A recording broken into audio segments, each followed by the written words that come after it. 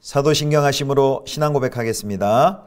전능하사 천지를 만드신 하나님 아버지를 내가 믿사오며 그 외아들 우리 주 예수 그리스도를 믿사오니 이는 성령으로 잉태하사 동정녀 마리아에게 나시고 본디오 빌라도에게 고난을 받으사 십자가에 못 박혀 죽으시고 장사한 지 사흘 만에 죽은 자 가운데서 다시 살아나시며 하늘에 오르사 전능하신 하나님 우편에 앉아 계시다가 저리로서 산자와 죽은 자를 심판하러 오시리라. 성령을 믿사오며 거룩한 공예와 성도가 서로 교통하는 것과 죄를 사하여 주시는 것과 몸이 다시 사는 것과 영원히 사는 것을 믿사옵나이다. 아멘.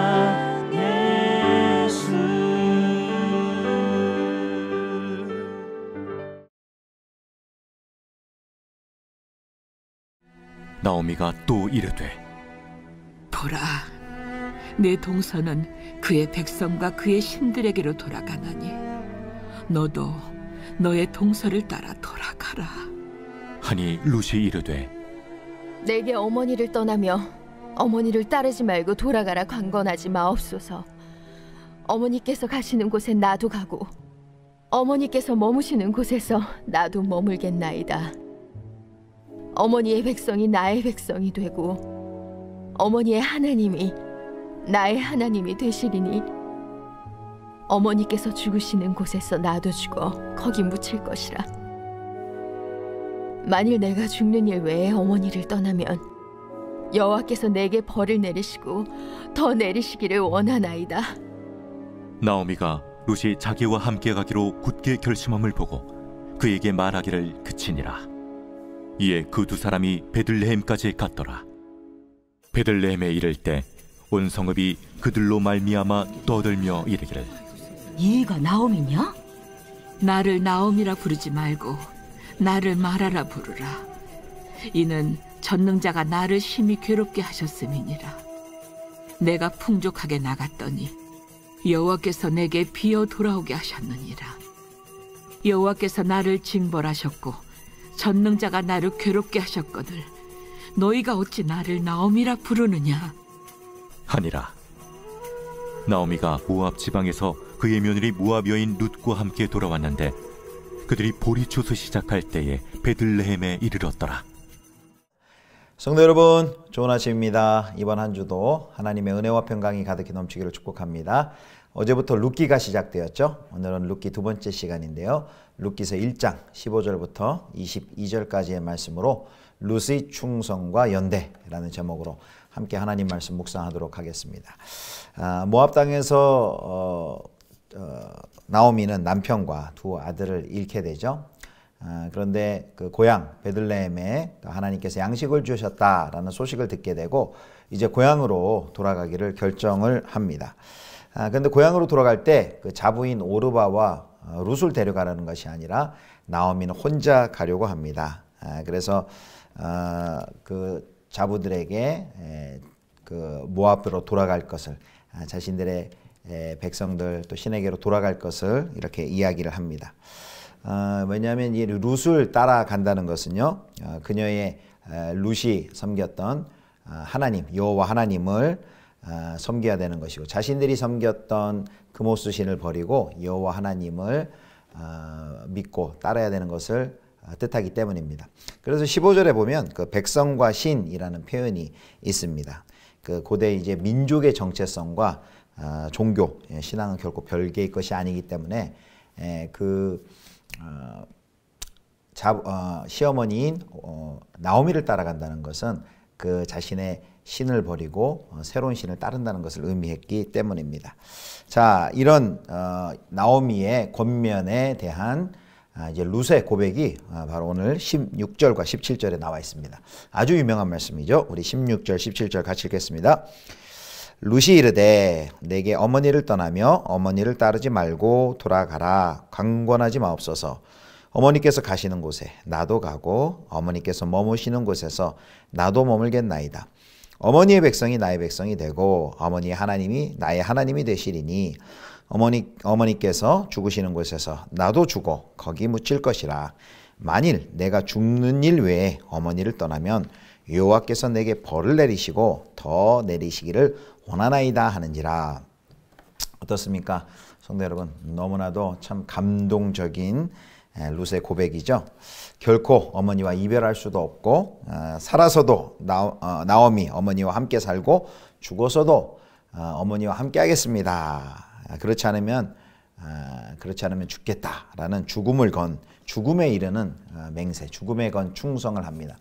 특별히 여기 17절은 마지막 절은요, 맹세 형식으로 되어 있습니다. 동서고금을 막론하고 뭐 젊은 연인 사이도 아니고 젊은 며느리가 이렇게 나이든 시어머니를 향해 이런 고백을 했다는 것은 우리가 들어본 적이 없을 것입니다.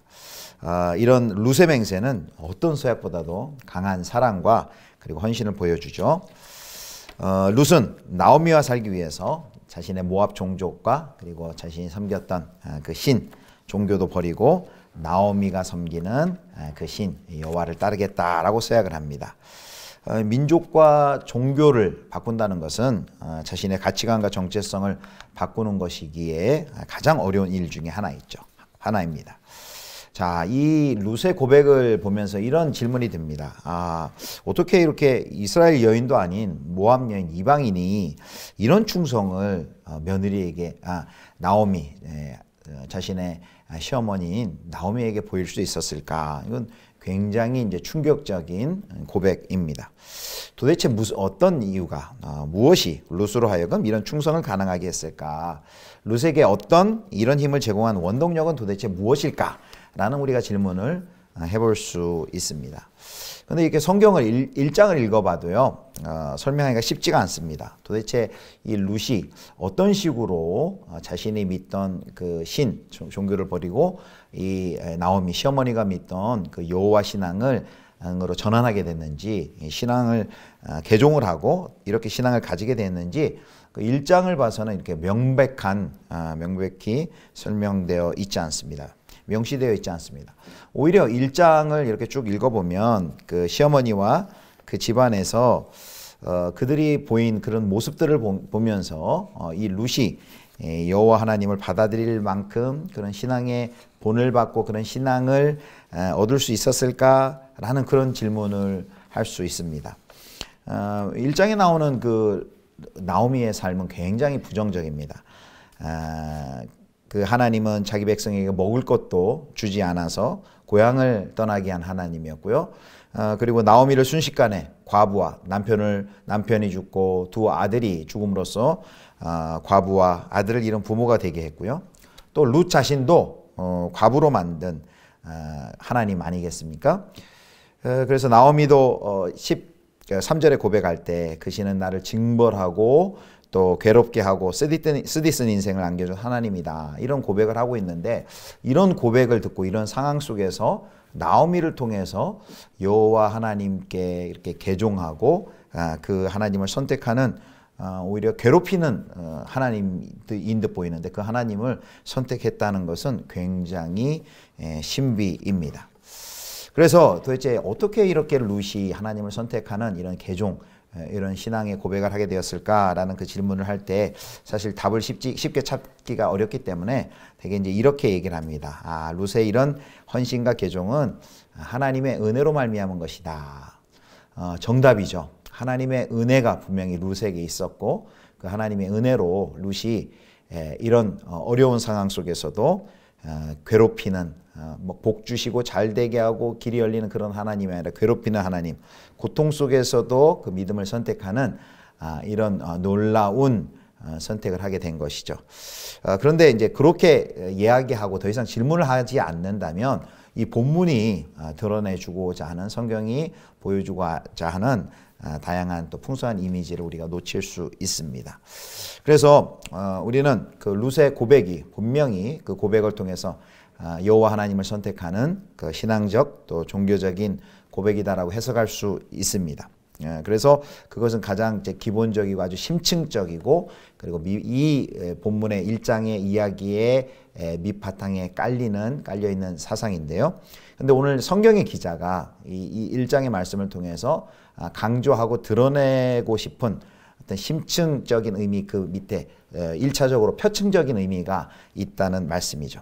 그게 뭐냐면 바로 이 성경의 기자는 이 룻의 신앙 고백적 차원 그 위에 공궁에 처한 그 나오미, 시어머니인 나오미에 대한 그 충성과 그와 끝까지 함께 하겠다는 그 연대를 굉장히 강조하고 있다는 것을, 초점을 맞추고 있다는 것을 우리가 주목을 해야 합니다. 이 룻에게는요, 시어머니는 불임의 과부였고 자식 없는 늙은 여인이었습니다. 그 여인을 두고 자신의 삶을 쫓아서 간다는 것은 그 여인을, 그러니까 시어머니 나오미를 버리는 것과 다름이 없다고 본 것입니다. 그래서 이런 이유에서 이 나오미가 3번씩이나 너는 너의 길을 가라 라고 돌아가라고 권면했음에도 불구하고 룻의 결심에는 흔들림이 없었습니다. 오르바가 돌아간 것 너무 자연스럽습니다. 오르바를 욕할 필요가 없습니다. 오히려 이렇게 해석을 해야죠. 나오미가 룻이 나오미와 끝까지 함께 하겠다는 이 결단은 흔치 않은, 이건 너무나도 충격적인 일로 오히려 나오미를 칭찬해야 하는 일이죠. 바로 이 나오미에 대한 룻의 그 충성과 끝까지 함께 하겠다는 그 연대에는 그 당시 사회에서는, 그 당시 사회와 문화 속에서는 상상할 수 없는, 상상을 초월하는 바로 죽음에 이르는 충성을 다짐했던 것입니다. 사랑하는 성도 여러분, 이렇게 룻은 고통받는 나오미의 곁을 끝까지 지키기로 결정을 합니다. 그저 단순히 함께함이 아니라 죽음에 이르는 충성, 그리고 연대를 보여주고 있습니다. 어머니와 끝까지 함께하겠다. 끝까지 어머니와 함께하겠다. 바로 이것이 하나님께서 하나님의 백성들에게 원하시는 행동과 삶의 모습입니다.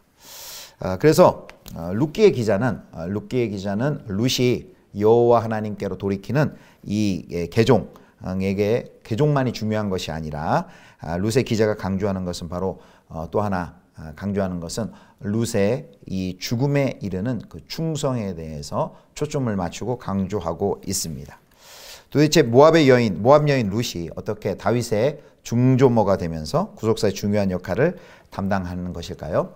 그것은 첫 번째는 하나님의 은혜지요. 그리고 또 룻이 여호와께서 하나님의 백성들에게 원하시는 그 행동과 삶의 모습을 보여주었기 때문입니다. 그것이 무엇입니까?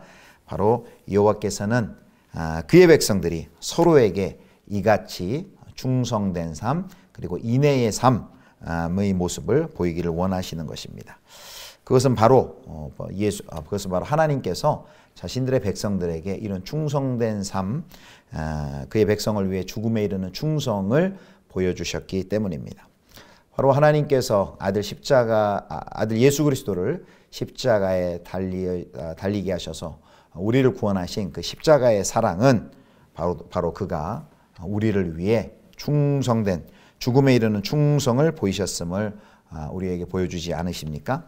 하나님께서 우리를 위해서 그 충성된 사랑, 죽음에 이르는 충성된 사랑, 끝까지 포기하시지 않는 사랑, 그리고 끝까지 함께하는 그 사랑을 우리에게 보여주셨고, 이제 하나님의 백성들에게 우리도 똑같이 그러한 모습으로 소외되고 또 가난하고 죄악 가운데 빠져있고 연약한 강도 만난 이웃들을 향해 이런 그들과 끝까지 함께하고 그들을 붙들어주고 그들과 연대하는 바로 이런 충성된 삶을 우리 가운데 요구하고 계신 것이죠.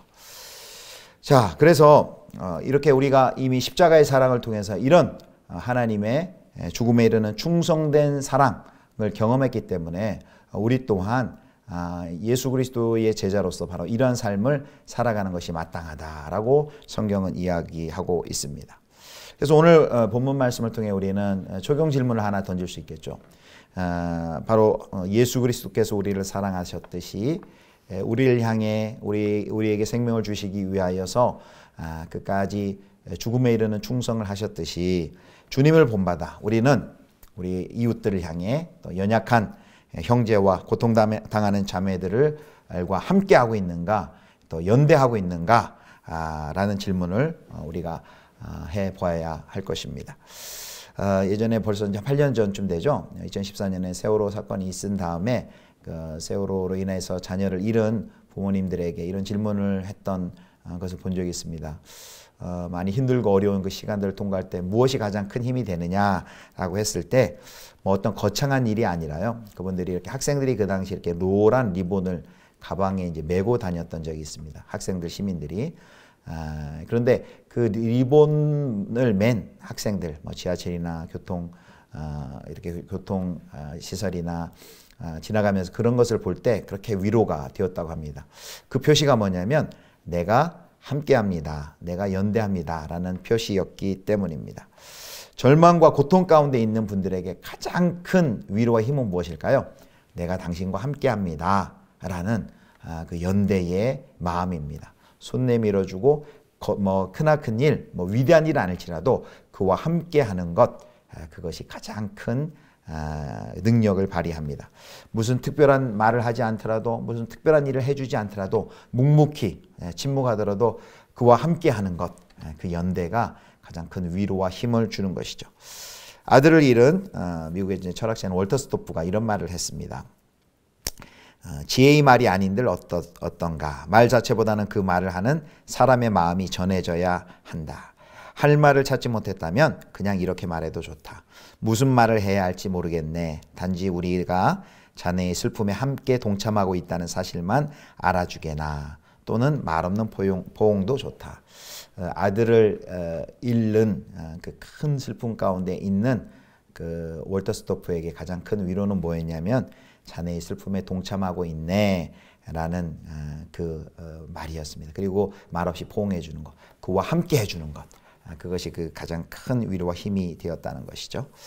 사랑하는 성도 여러분, 하나님께서 우리와 함께 하시기 위해서 아들 예수 그리스도를 이 땅에 보내셨고 또 그 아들 예수 그리스도께서 우리를 구원하시기 위해서 십자가에서 죽음을 건 충성, 끝까지 우리를 사랑하시는 그 사랑의 모습을 우리에게 보여주었습니다. 그리고 우리들에게도 이제 이 세상 속에서 소외되고 가난하고 그리고 연약하고 강도 만난 이 세상의 많은 사람들을 그들과 함께 해주고 연대하라는 우리 제자에 가야 할 길을 알려주셨습니다. 우리가 이렇게 함께 해줘야 될 사람들, 우리 가정이, 우리 교회가 이렇게 함께 연대하고 충성해야 할 이런 사람들은, 우리 이웃들은 무엇일까요? 누구일까요? 오늘 하루 그분들을 생각하시면서 우리가 대단한 일을 하지 않더라도 그분들과 함께 마음을 하고 끝까지 이 헤세드, 이 하나님이 우리에게 보여주신 그 인애와 사랑으로 그들과 함께함으로써 하나님께서 끝까지 함께 하시는 그 인애의 사람들을 통하여 하나님의 구속의 역사를 이루어 가신다는 그 놀라운 진리를 우리의 삶 가운데 경험하실 수 있기를 주님의 이름으로 축원합니다. 기도하시겠습니다. 하나님 아버지, 우리를 사랑하시되 끝까지 사랑하셔서 이 땅에 오시고 또 십자가에서 죽음에 이르는 충성된 사랑을 우리에게 보여주신 것 감사합니다. 그 사랑을 경험한 저희들도 이제 하나님 우리 주변과 이웃을 향해 또 가난하고 소외되고 연약한 우리 이웃들과 함께 또 연대하고 그들의 손을 붙들어주고 그들을 지지해 주므로 하나님 우리를 통하여 하나님의 구원의 역사가 나타날 수 있도록 하나님 오늘 하루도 함께하여 주옵소서. 감사드리며 우리 주 예수 그리스도의 이름으로 기도드립니다. 아멘. 주님 가르치신 기도하겠습니다. 하늘에 계신 우리 아버지여, 이름이 거룩히 여김을 받으시오며 나라의 임하옵시며 뜻이 하늘에서 이룬 것 같이 땅에서도 이루어지이다. 오늘날 우리에게 일용할 양식을 주옵시고 우리가 우리에게 죄 지은 자를 사하여 준 것 같이 우리 죄를 사하여 주옵시고 우리를 시험에 들게 하지 마옵시고 다만 악에서 구하옵소서. 대개 나라와 권세와 영광이 아버지께 영원히 있사옵나이다. 아멘.